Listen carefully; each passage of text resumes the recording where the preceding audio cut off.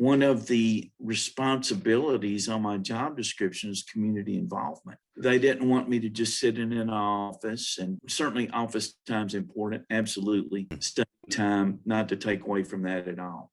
But they freed up my schedule in other areas to make that possible. I don't preach Sunday morning, Sunday night, Wednesday night, teach a class Sunday morning, teach a class Wednesday night. I've got a reduced emphasis in that area, which frees up some time to be involved in the community. That was a foundational thing. The vision of our shepherds here, look, we want connection in the community and to involve our members in that as well.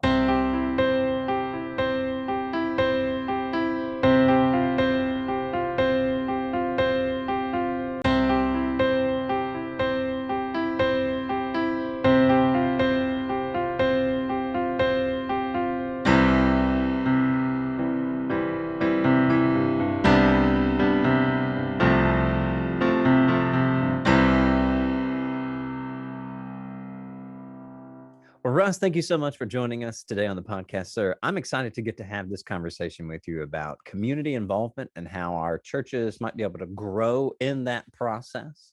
But before we get all to that, would you be willing to tell us a little bit about how long you've been in ministry, sort of what you're doing these days, where you are these days? Help us get to know the man, the myth, and the legend, Russ King. It's an honor to be with you, Kevin. I'm really enjoying your podcast, and thanks, sir. Exposure to the different speakers that you've had have been a real blessing to me. Of course, I hold you and your family in just the highest regard. I've been in ministry for 42 years and actually launched from here. This was the church that where we led from, and where I felt called to ministry. Was in youth ministry for 14 years, 4 years in the Panhandle of Florida, and then in Bowling Green, Kentucky for 10. We moved to Nashville in 94, where I preached for the Rural Hill Church of Christ for 16 and a half years. And then a little over 10 years ago, we were invited back to our home congregation, Donelson, here in Nashville. It's the church where I was baptized, where I went to church camp, where I was married. And now to come back home, it's been a wonderful blessing to walk at the end of life with those who walked with me on the front end of mine. And so just a wonderful blessing. And of course, seeing your mom and dad and some of your family members, your brother and sister-in-law, and niece and nephew, it's just a great blessing. Yeah. You have the great distinction, right? Or at least this is what you've said about yourself. You have the great distinction of having many of the rules at church camp created because of things you did. Now you told me there would be no gotcha question on this, so I might have to plead the fifth. Yeah, you didn't know that I'd roast you right out of the gate here. Yeah, right out of the gate. But I'll tell you, church camp had tremendous impact on my life, women of faith that I still hold dear. And as the Lord redeems brokenness and imperfections, he went on to use Donna and me to help establish church camps in a couple of different congregations, a couple of different states. And so it's been a wonderful journey. Well, my mother-in-law, who recently passed, I told some of the other staff members, now he's not a bad boy, he's just mischievous, and he gets caught at everything he does. So that wasn't. That's good though. If you're going to be bad at one thing, making mischief is a good thing to be bad at. Well, there you go. Camp is consistently one of the fondest memories I have of growing up at Donelson. Interesting too that we talk about camp for a little bit, because my very first camp counselor is the guy that I am now working with day in and day out, Mark Adams. Yes. It's been fun. He and I will joke about just some of the things that that he remembers telling us when he was a counselor, and he's like, oh man, I was way off. We were talking about just some Bible study stuff. He was in high school, we were in middle school, And it's been really funny to see him think, oh man, wow, I really missed the mark on some of this stuff. It is so funny. Well, Mark, of course, I hold him in the highest regard as well. I had the opportunity to teach Mark in high school, and I've heard he's at Harding Christian School. Mm-hmm. And when we had a talent show, he came out playing the electric guitar in leather pants. Like, fainted. I thought I was gonna have to get oxygen. I mean, he just walked out there like Mr. Cool, which he is, Mark in leather pants playing guitar. There you go. I'm gonna have to ask him to preach sometime in those leather pants. No. So that's the detail I was waiting for, because I think I'd heard that story before, but I was waiting for that detail. The leather pants, they really sell the whole picture. It was quite the shock, but he did a great job, of course. Yeah. One of the nice things about being able to get back to Donelson is, like what you said, getting to see family. And you mentioned my mom and my oldest brother are both there. My mom and my dad and my oldest brother are both there at Donelson. It has been really interesting going back to Donelson and hearing some of the kinds of things that y'all have gotten involved in over the last several years. And I know you and I have talked briefly about this at other times and other venues, but one thing that I found truly inspirational, and I mean that in sort of the technical sense, that based on what y'all were doing, the church that I and another guy were working at, we kind of part-time co-ministers up in Kentucky. Mm-hmm. We were looking for a way to really invest, and even though church has been there for a few decades, we're really wanting to settle into that community and really kind of enmesh ourselves with that community. One thing that we ended up doing was inspired by something that Donelson has been doing for a few years now. We adopted a local elementary school. Now, with the size dynamics of our church and what resources we had to offer, it necessarily looked a little different from what I think Donelson does. Of course. But can you describe for us, because this is what I wanted to get into today, can you describe the process that Donelson went through that eventually led to y'all partnering with this local public elementary school that's just down the street from y'all? Well, I'd love to. And before I forget, I just want to say I think it's appropriate that we partnered with the school, because your family has a heritage, a tradition in education. Mm-hmm. Even your grandmother was the librarian where I went to high school. Oh, I don't think I knew that. Yeah, or maybe middle school anyway. So I was actually, the impetus of this, Kevin, was the vision of the shepherds here. Mm-hmm. When they met with me to pray about and bring us on 10 years ago, one of the responsibilities on my job description is community involvement. They didn't want me to just sit in an office and all that. Certainly office time's important, absolutely. Mm-hmm. Study time, not to take away from that at all. But they freed up my schedule in other areas to make that possible. Mm-hmm. So I don't preach Sunday morning, Sunday night, Wednesday night, teach a class Sunday morning, teach a class Wednesday night. I've got a reduced emphasis in that area, right? And which frees up some time to be involved in the community. And that doesn't necessarily mean reduced workload, because they want you to be working in other areas, right? Oh, exactly. Yes. It's just a matter of where you put your hours. Mm-hmm. And so that was a foundational thing. The vision of our shepherds here. Look, we want connection in the community and to involve our members in that as well. At the same time, the church had just completed a capital campaign to build an addition, a connector between, a physical addition. And part of the commitment they made to that is they were going to dedicate the first 10% of money it's received to local community outreach. Okay. They call that the First Fruits Fund. Yeah. And so They said, look, we don't want to build a building that's just going to be for us. In fact, we want the structure itself, the facility, the campus to be available in the community. But we also we're going to commit 10% of that money. Well, when you do the math on that, if you've got $1 million addition, that adds up to some money. Yeah.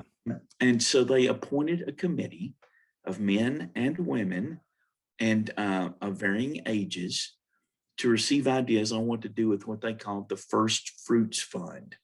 Mm-hmm. They stood before the church and said, turn in your ideas to this committee.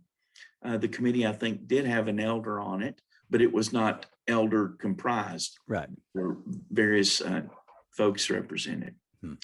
Turn in your ideas and we'll receive those and pray about them and see what direction to go. Well, I turned in an idea that I thought was great. We need to take out a billboard across from the church on Lebanon Road and Point Donelson, That's a slam dunk. And they were very kind. Said, that's nice. No, not good. But one of the ideas that rose from that committee is, hey, let's partner with an elementary school. At the time, the executive director of a community group called Pencil Foundation, she was the executive director, one of our members. And she since retired from that. But that seemed to be a natural fit. Plus, we have a lot of people involved in our congregation in all levels of education. Yeah. Homeschool, public school, private school, and all ages. Yeah. So that was decided we want that to be a focus of community outreach and the school a specific focus. And so that was, I believe, in August when that decision was made, August of 2011. We had just had our annual backpack drive, school backpack drive, which we took to an inner city connection downtown. And so I called the person in charge of that and said, hey, how many backpacks do we normally have for that? She said, we need 80. Well, we'd collected 110 that year. Okay, great. And so once I had my marching orders on connecting with the school, I went to the local elementary school and met the principal, who was in shorts, t-shirt, and painting the hallway. Can I ask? Yeah, but because that is a good story too. I want to get back to that. But how did you pitch meeting with the principal? Did you say, hey, I'm from this church, we want to do these things? You just showed up? I just showed up. I just showed up. All right. Okay. Now it was before school yeah. started. It was it was before the sessions had started. I would never show up the first week. Right. Yeah. can't get in the door these days. Yeah. But yeah, I didn't know his name or anything. So we showed up and I said, I'm Russ King from Donelson Church of Christ. And we'd like to help with your school. And he kind of smiled in a knowing, skeptical way, like, okay. I said, so I'd like to set up a time to meet with you. He said, well, come on in right now. So I walked in with him, Don McAllister, and I think maybe someone else from church was with me. We sat down and he introduced himself. And I said, well, we'd like to know what your needs are. And he sat back in his chair and smiled. And he said, well, we could use some backpacks for our students. We could use some encouragement for our teachers. He kicked off 5 or 6 things. Yeah. And we smiled and said, okay, well, thank you. Well, we'll be back in touch with you. So he said, okay. The meeting lasted 15, 20 minutes. Yeah. We did not want to overstay. Yeah. He did not know that a few days earlier, we'd had our backpack drive. So when I called our member and said, how many do you need? She said 80. We had 30 left over. Yeah. So I loaded them in the trunk of my car and went back.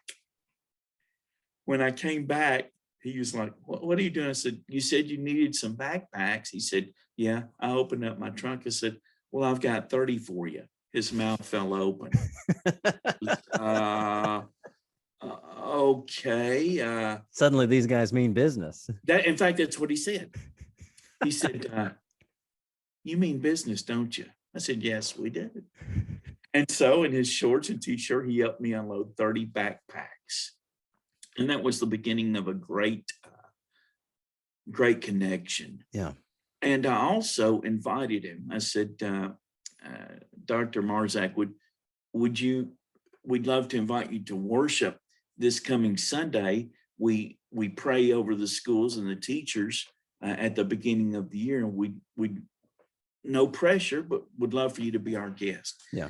He said, I'll be glad to, under one condition. I said, what's that? He said, if I can say something. Okay. I don't know this guy. I've talked to him 30 minutes. Yeah. About his background, anything. Right. Suddenly you're on Facebook looking. It's like, all right, does this guy go to church? I said, somewhere? Okay, man. And that was a step of faith. Trusting my elders would not fire me so and being here, Kevin, when he got up, he spoke 3 minutes. We should have just shut it down and had the invitation song and called it a day, because it was incredible. He stood up and thanked us and all that. And he said what a blessing it was, and that 84% of their students were on free and reduced lunch. Yeah. Some of them didn't have backpacks. He said, and I want to tell you a story. And he said, it happened just this week. He said a man and his wife came in, and the guy had explained that he'd been in prison and just been released. And he was reunited with his family, and he was going to do it right this time. And he said, but sir, I don't have supplies for my children to come to school. And Dr. Marzak shared with our church that he was affirming to the man, and he said, you don't have to worry about that. And he reached behind his desk and pulled out 2 backpacks from our church and set them down in front of the guy and said, we can take care of that. Yeah. Well, man, you talking about tears in the eyes. That was just affirmation from the Lord. So that began the relationship. And one of our visitors in worship, wasn't even a member here, said, hey, I've got a connection with a shoe company. They might be willing to help give shoes to every kid in the school. So we got a pair of new shoes for all 300 students in this. We had another member, longtime member here, James Hooper. I'm sure you remember the Hooper. Yeah. He is a retired educator, retired elementary principal. He said, Russ, if we'd like to line up tutors, they mentioned tutoring, I'll coordinate that. So it pulled him into a level of involvement that was just so neat. Mm-hmm.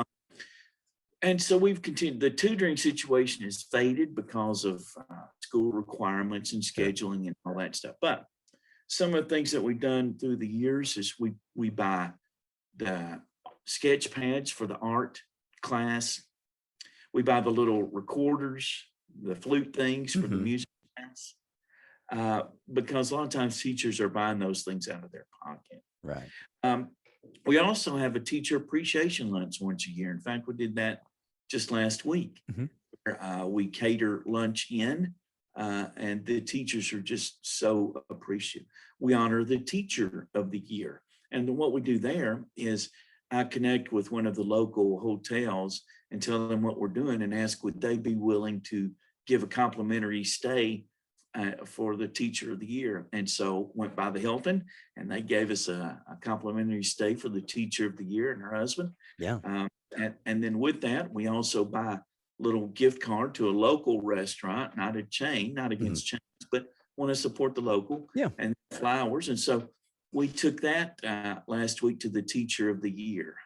Teachers, Kevin, as you know, they work so tirelessly and are often so underappreciated. So that's a cool thing. We also connect with Christmas gifts for about 14 different families. Before COVID hit, we were having a monthly community dinner, and the school would send an automated recording to invite the families, any of the families and the teachers, to dinner. We'd have about 50 people show up for that. And also here's something important, because now we're on our 7th or 8th principal, at that elementary school. It's kind of a turnover there as folks get their legs under them, and they usually launch to Sure. Yeah. schools. Is I try to get over there and meet that principal the first week and just introduce ourselves. I usually take a gift of some kind, welcome to the area, and we're right down the street, and if we can help. So what's happened as a result of that is whenever they have a need, they feel comfortable calling us. Mhm. So they know that we love them now. We've been in connection now for a decade, and they know that we love them and that we're available. So one of the things we do with the backpacks, though, which is different from a lot of places, it's been a great blessing, is we actually take the supplies to the school on preview night. Mhm. We have them displayed in the gym. We give the teachers a little certificate that they give to the families. So in other words, the deal is to get the kids and their families to meet the teachers. Mhm. So come to this preview night, and they can't go get school supplies unless they have the free coupon. They get the free coupon from the teacher. So they go and meet the teachers, Like and that. they come to the gym. Well, that's been such a blessing instead of having it here at our church parking lot. And I'll tell you why.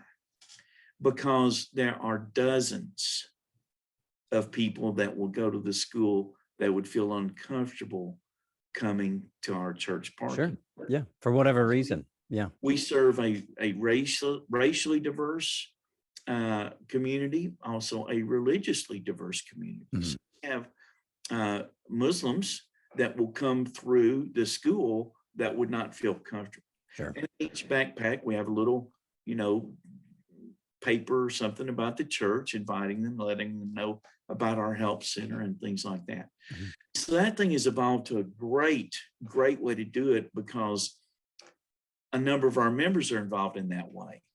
We have the backpack drive on a Sunday, then we'll have lunch, and then that afternoon we'll take all of those supplies from the building to the school.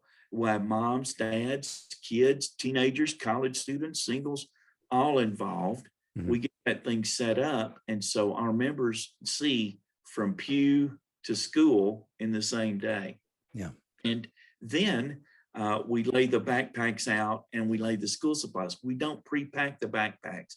And here's another reason why. We want the kids and their families to feel empowered. Mhm. They choose, I want that backpack. I want that one with Batman. Oh, I want the one with Star Wars. Yeah. I Yeah. think you're a Star Wars guy. Yeah. Yeah. Yes. Yes. That's kind of been a cool way to do that. Mhm. So then the night of preview night, our members are around and actually escort the people through and kind of connect. It's been Yeah. really positive. You mentioned the involvement of the people there from Donelson. One question that I wrote down, and if you've seen me looking down occasionally, I am taking notes on kind of what Oh, we've been wow. talking about. Yeah. How have you seen or heard members there at Donelson grow because of this partnership? Is there, what kind of stories are you hearing from your members about, hey, I had this neat experience, had this thing happened? What kind of stuff are you hearing? Well, that's been altered the last couple of years, honestly, because of COVID, because of restrictions, and they changed the schedule. So we no longer have tutors in that situation. Okay. Our interaction is really kind of not so much on the one-on-one like it used to be. Mhm. But that being said, I will say that we've established relationships from previous years that continue to this day. That's good. For instance, with our community dinner, they're invited to our community dinner. A number of folks have been coming to that through the years. Many single moms with children. Mhm. And they'll just say, oh, thank you so much for doing that. Oh, another thing our children's ministry staff did back at the start of the school year, school is not in session yet, but they put word out that, hey, we'll provide pizza for your family.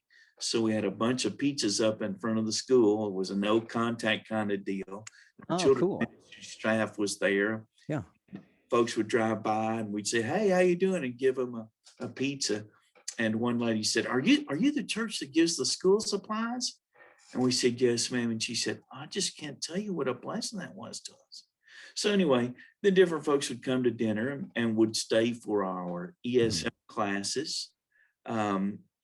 As a result of that, one or two folks were baptized. And one of those that was baptized, I'm doing her wedding next month. Wow. Man. So, it's not baptisms by the dozens. It's just a few. But it's been a really a good thing. And so we have some ongoing connections there, and such appreciation from the parents and from the teachers who say, "Yeah, you love it. Your church loves us so well." And we say, "Well, it's because the Lord loves us and loves you too." And so, it's not a hard press. Right. It's trying to be salt and light. Yeah. It's trying to, scripture talks about do good to all, especially the household of faith.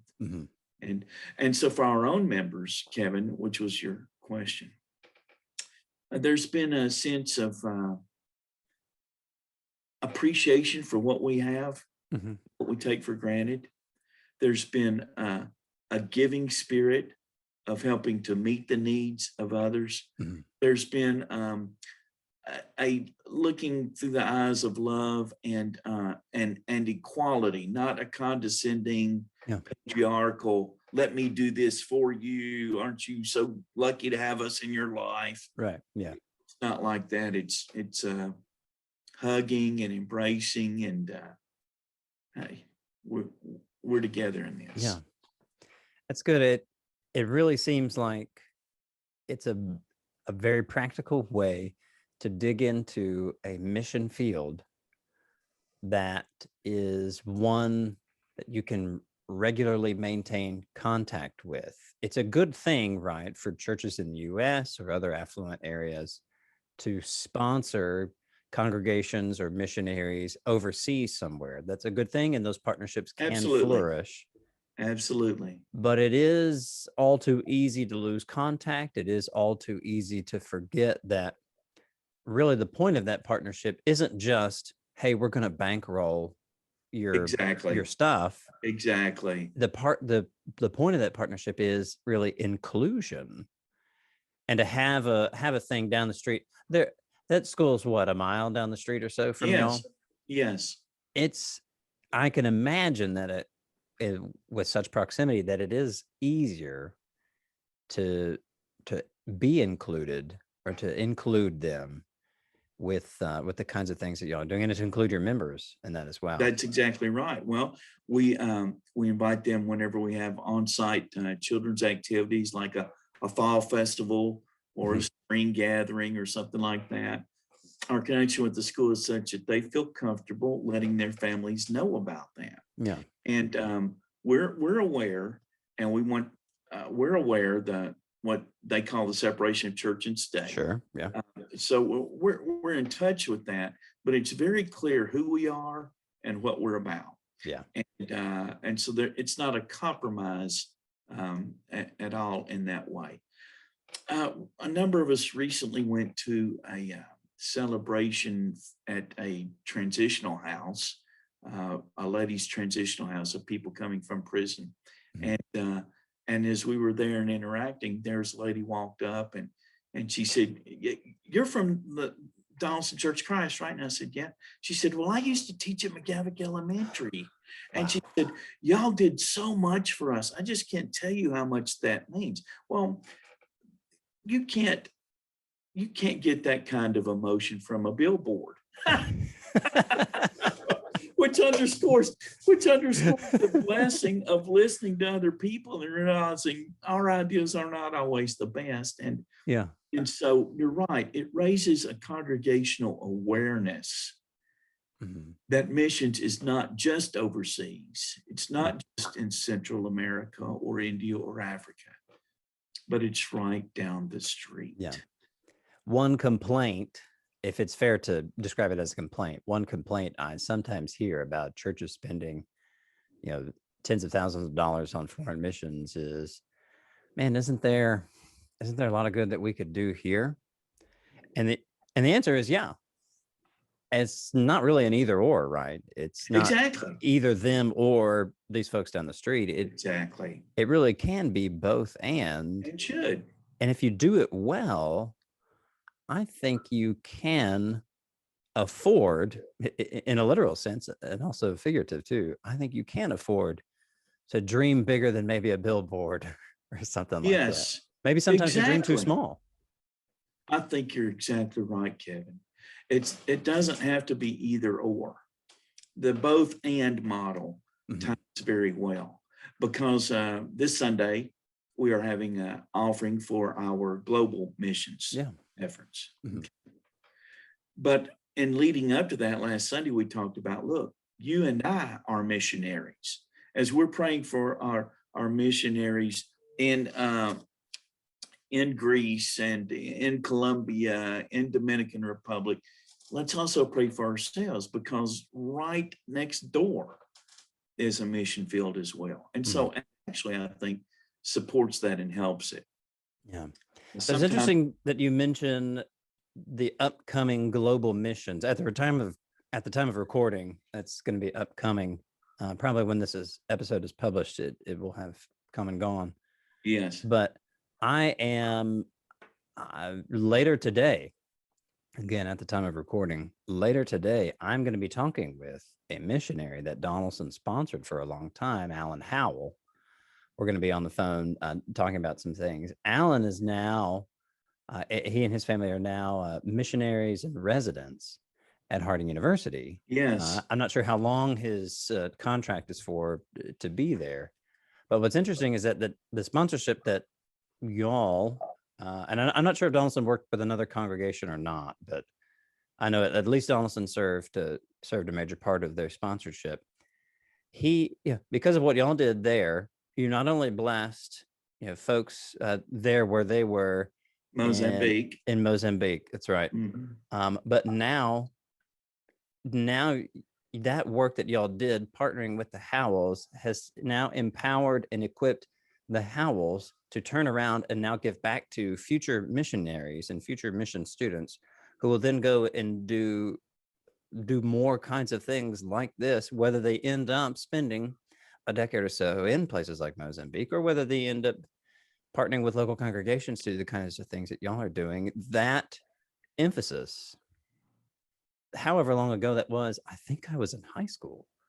Yeah. 2000 and 2004. So somewhere in that early 2000s. Yes. That is still bearing fruit. And it's absolutely a beautiful thing to see just kind of how the gospel has continued to roll along and work through. That has been fantastic. Alan and Rachel Howell are, like, to me, modern day Pauls. I mean, their impact is just significant. They're some of the finest people. And to call them our brothers and sisters is great. And hats off to our mission committee, Kevin, because for years they've invested, instead of scattered little bits here and there and everywhere. They focused on just a handful of things and tried to do that well. In fact, our current middle school minister, Christy Shockley Beto, was our missionary in the Czech Republic a number of years. And so when she came back, one of the things that our missions committee and our shepherds have done so well is help our missionaries transit, if they're sent from the States, help them transition back well into this. Of course, we also like to encourage and support folks that are native to the country in which they serve, and that's very effective. But for those that go from here and come back, that's been an effective thing and very helpful. We actually, planned and did support the house for a number of months after their transition back to the country. So it wasn't, okay, well, now you're back in the United States. Thanks. See ya. And then no paycheck. Right. Know. Yeah. Yeah. So the hows are just fantastic. That aspect of your partnership too, allowing them time and resources to transition back well is absolutely essential to kind of ending well, right? There is something to be said Yes. for, I mean, Russ, you have started and left, to go elsewhere. You've started and left other ministries. Something that I remember seeing on Facebook, I think it was last year. It was roughly around this time last year. I saw Carlos Gupton, a guy I think you know. Oh yeah. I saw Carlos Gupton say something on Facebook about ending your ministry well, like when you know that you're about to leave. Yes. And this time last year, I was having conversations with the church down here in Corpus Christi. So I was bound and determined. I'm going to end my time in Kentucky well as a way to bless these folks. What y'all have done with House and with others, helping them to end well, is absolutely, I would say, in many ways, as important as helping sustain them through their tenure while they're there in the field, on the ground. What I like about what you've said, though, and especially with y'all's missions committee being really concerned to do this well, wanting to partner, not scattershot, but with a few focused groups, here and there, individuals or congregations here and there. I think that allows those folks, those congregations or missionaries or whatever, to feel more connected.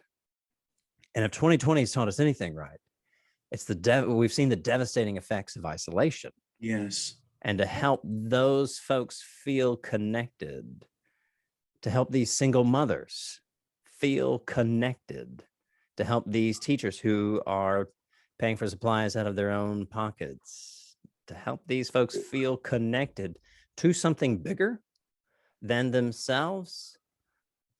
That is a blessing that I really do think pays eternal dividends. Yes, absolutely. And so as a result of our connection with McGavick and other things, it's not unusual to get a call of someone in crisis and wanting prayer. They don't have a church home. They don't really know the Lord, or they've had a bad experience or whatever. And so that kind of happens. And plus, another thing, Kevin, that the shepherds here, I attribute the missionary thing coming back well to our missions committee and our shepherds, that their deal was, look, we're going to continue support of for every year in the field. We're going to pay in a month of salary when they come back. Wow. So that, you're out for 6 years, you come back, you've got 6 months where you don't have to worry about getting a job. I mean, you stop and think, one thing, like for instance, Christy, when she came back from Czech Republic, she said she was overwhelmed at the stores. She said, you go in a grocery store and there are so many choices, it's kind of paralyzing. Because she was used to a little shotgun store in the Czech Republic. You want bread? Here's your bread. Yeah. It's not 5 different kinds. You want chips? Here's your bag of chips. It's not 10 different kinds. But another thing that the shepherds here did was in involvement, community involvement. They encouraged me, allowed me to get in and participate with the local Chamber of Commerce.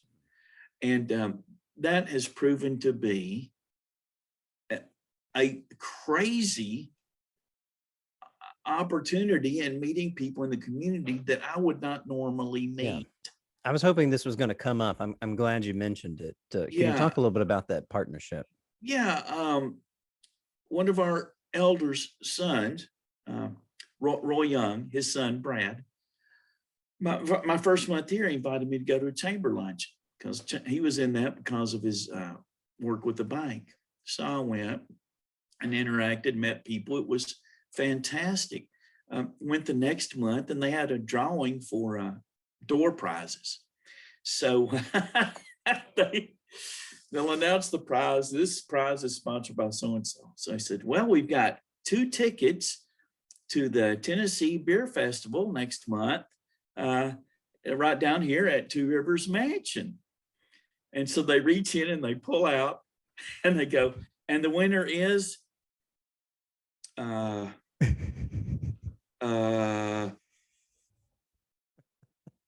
Russ King.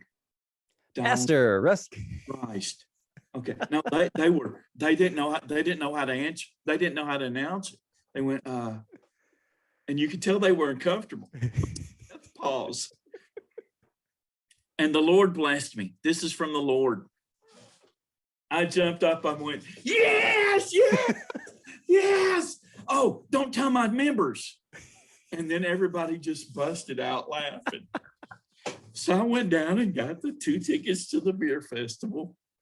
And folks were just laughing. And I found a person. I said, look, I'm not going to go. If you'll go, you can. And they said, yeah. So immediately after the luncheon, I called a couple of the elders and said, if you hear I want tickets to the beer festival, it's true. So that was hilarious. It was hilarious. But then we began to connect with people that I otherwise would not come in contact with. And as a result of that, led to me being invited to participate in a thing called Leadership Donelson Hermitage. A lot of municipal areas have it. There's a leadership in Nashville, Knoxville, might be Corpus Christi. And so I went to that and made connections. And here's how that pans out. The people that I've met now are business people in all walks of life, politicians, stuff like that. So some of the guys in the chamber are our local council members. Well, we're on a first name basis. So when the tornado hit last year here, the councilman and I were in touch with each other. Hey, Jeff, I could call him by first name and I said, hey, we've got this going on. Okay, well, here's a resource that the city can provide. Call another councilor. Yeah, Russ, we've got this going on over in my district.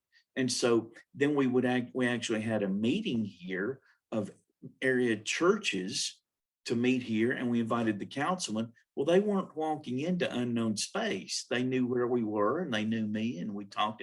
And so it's been really neat stuff like that. So 2 weeks ago, I got an email from the councilman. They're having a special event at the shopping center next door. And he wanted to know, hey, is it okay for people to park over there at your church parking lot? I said, sure. Yeah. So now on the flyers around, it says so-and-so event, parking at Donelson Church of Christ. Again, that's not a big deal, but it's just the kind of connection. So like when I mentioned the Teacher of the Year Award, I contacted a member of the Chamber of Commerce, who's the manager at the Hilton. And she said, yeah, that's no problem. Now you're not going through layers and layers of all that stuff. Yeah. It's been really rewarding from that perspective. There are places in Donelson that, growing up there, right? Like it was a 3-minute drive from our house to the church. There are places in Donelson I never went, not because there were rough parts of town. There's not really a lot of rough parts in Donelson, but I just never had to go over there. And so there are places where I just didn't know, didn't spend a ton of time on Donelson Pike. I had more stuff happening on Lebanon Road, playing ball in Hermitage and places like that. Yeah. And what's funny is that, after coming back now and just having lived in, Searcy, Arkansas, and Memphis, Tennessee, and Lexington, Kentucky, and now Corpus Christi, Texas, there are places where I'm just having to force myself to go look for new things and to learn where things are. I come back to Donelson now and I look around and see, oh, okay, I never noticed that this thing was here. I never knew that this, that I could get through this way. I suddenly realized there are all these other places around town that were just kind of blind spots. Donelson Church of Christ, the way that y'all have been talking about your partnership and your presence in the community, it seems like it's been a gradual process of no longer becoming a blind spot in the community. You want it to be a normal place for people to know, oh yeah, I don't go to church there, but I know that church is over there. I've heard of some of the stuff that they do. Yeah. You want it to be normal, not just like, oh, that's a place I don't go. That's right. And, there are some places and some groups who kind of have more of a reputation for what they stand against. And I believe that we need to stand against some things. Absolutely. We absolutely do. But we also want to know what we stand for. Yeah. And, Jesus said the greatest commands, love the Lord your God. And the second's like unto it, to love your neighbor as yourself. Mm-hmm. And the old adage that people don't care how much you know until they know how much you care. Yeah. Is really true. So as a result of our partnership with the school, well, not as a result, but in connection with, another one of his former member, Mark Whitefield, as dentist, he said, hey, I'd be willing to hold a dental clinic quarterly to help people. And so we connect through the school and let people know about that. So it begins to people begin to look at other ways that they can serve using their gifts and talents. Yeah. And it's been a good thing. I'm reminded of Paul's discussion in 1 Corinthians, where he talks about how, the body isn't just made up of one part, guys. Yes. There's a lot of parts. And it's great when you've got opportunities and vision and encouragement to kind of put all those gifts to work. Yeah. Russ, last thing I want to ask you before we get to the end of our time today, what are some practical steps other churches could take to discern how they can best engage their communities? You have kind of a best practices list of a handful of things that other churches could maybe do? Our church is just now completing the Experiencing God series. Some good things in it, some things that I disagree with. Sure.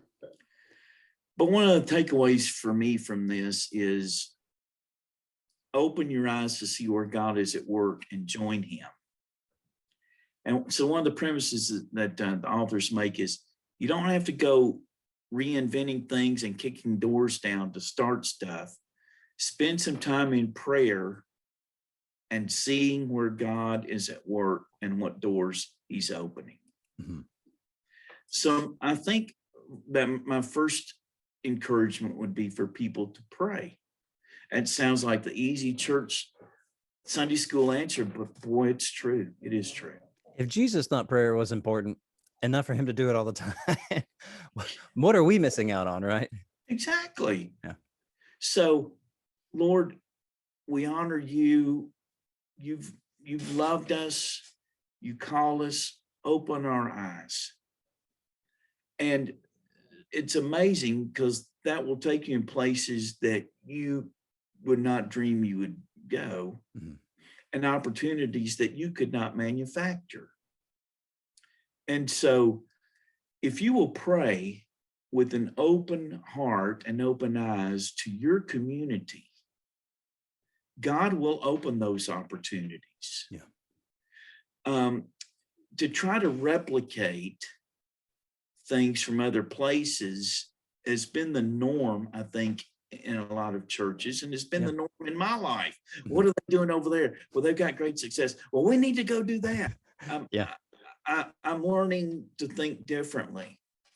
And that is where God has placed you and me at this time.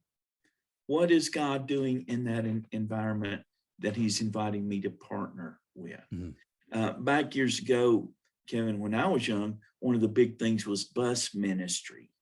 Yeah. And so churches were blowing and going with bus ministry. And a lot of churches said, well, look, they're having all these people come and they're having these baptisms. We need to do that too. And it didn't work for them. And you could substitute any ministry in there. Sure. Yeah. If you're looking for a formula, I think you'll end up frustrated. Mm-hmm.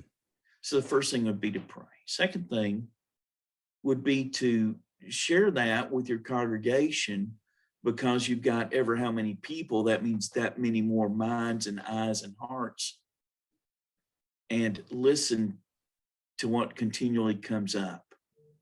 So like with our first fruits thing, once it was brought about considering partner with an elementary school, a number of people responded, go, yes, we affirm that. There's a lot to be said for trusting group prayer and insight. Yeah.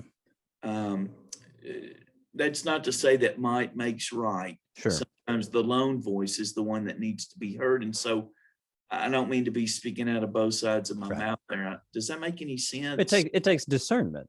Yeah. Yeah. It takes discernment. Yeah. And so, and then just look around at your community. I can tell you, there are many, many people that are struggling to make ends meet. Mm-hmm. There are a number of single parents that are desperate for encouragement. There are a number of families touched by some form of addiction, alcohol, other drugs, pornography, addiction. You can be assured that people around you, even in your fellowship, even in your church, are hurting. So if you will just ask God to open your eyes for opportunity, you won't have to be going buying a bunch of books on how to do this ministry or how to do that ministry. Mm-hmm. You'll be asking God to give you strength to make it through today and to be his person. And so connect and listen, pray and listen. Now, if you need some nuts and bolts, the nuts and bolts would be consider going to a Chamber of Commerce meeting. Mm-hmm. Consider meeting your neighbors of your church building. When I first came, one of the first things I did is I went around to the businesses that touch our property. And I took donuts and I introduced myself. Hey, I'm the new preacher over next door. Well, the business closest to us was a business that was run by a person who did not claim to be a Christian and was very skeptical of Christians. Sure. Yeah. Looked at me, I could tell he's very skeptical. And I said, next door, if we could be of any help, let us know. Well, within a month, he called and he wanted to know if he could borrow some chairs for an event they were having. Okay. He called the church building, he asked for me by name. Yeah. I'm not bragging on that. That's not, it's not about me. That's not my purpose. Yeah. But the thing is, he knew and he felt comfortable calling. We took the chairs over there. Guess what? We had great interaction the rest of the time his business was there. So, and that goes the other way too. Across the street is a credit union, and we're kind of tight on parking at times. So I went over to ask, are you okay for us to use your parking lot on Sundays? Sure, no problem.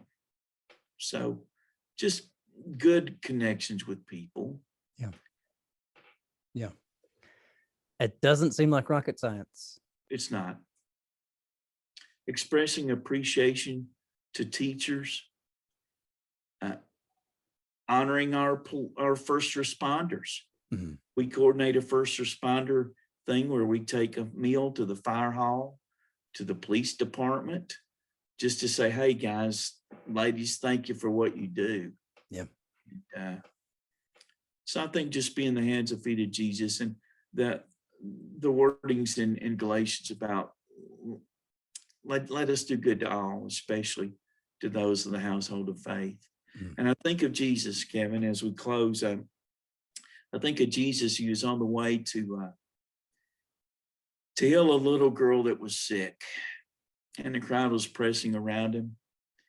And this desperate woman reached out to touch the edge of his garment. If I can just touch the edge of his garment, I'll be healed. And she reached out and touched him. And Jesus didn't have to stop. She would have still been healed, but he stopped. Who touched me? She came fell at his feet trembling. And he affirmed her and gave her love. Sometimes the biggest ministry opportunities come in the clothing of interruption. Yeah. Yeah. Russ, I really appreciate your time with us today, sir. It's been an honor and a blessing. To be with you. We love you and so thankful for you and your family, your legacy, and we look forward to seeing you soon. Keep up your good work. We're proud.